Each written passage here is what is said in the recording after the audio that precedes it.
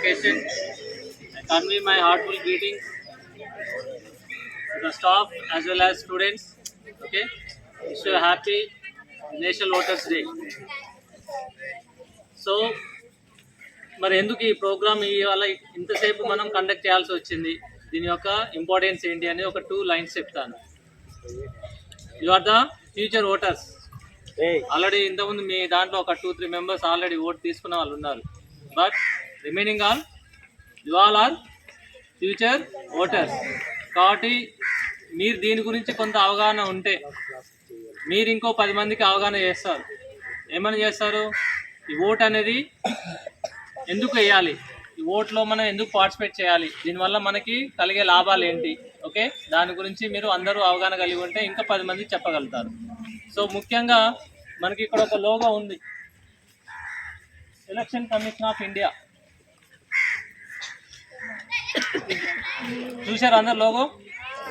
ఏంటి దాని ఇంపార్టెన్స్ ఏంటి, ఆ లోగో ఇంపార్టెన్స్ చెప్పగలుగుతారు ఎవరైనా?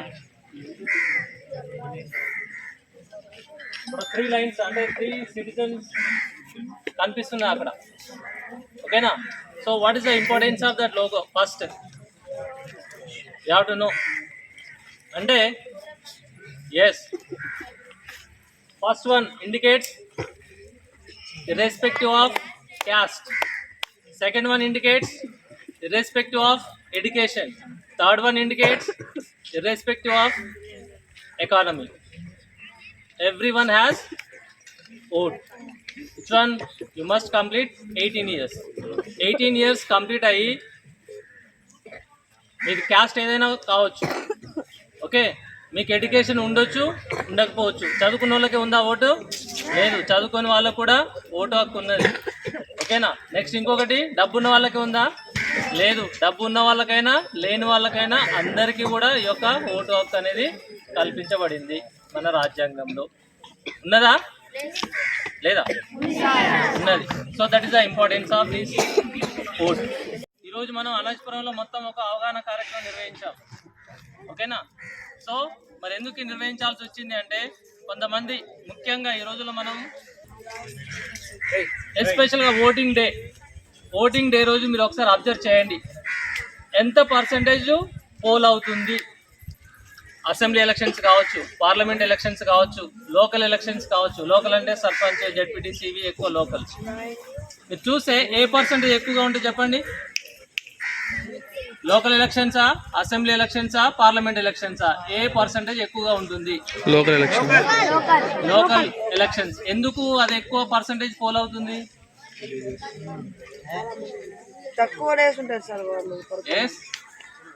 దీనికి గల కారణాలు ఏంటి? ఎందుకు లోకల్ ఎలక్షన్ బాగా పార్టిసిపేట్ చేస్తున్నారు? ఇంకా తక్కువ పర్సంటేజ్ దేంట్లో ఉంటుంది? పార్లమెంట్ ఎలక్షన్స్ తక్కువ పర్సంటేజ్ పోలింగ్ అవుతుంది. అంటే దీనికి రీజన్స్ ఏంటి ఏమన్నా చెప్పగలుగుతారా?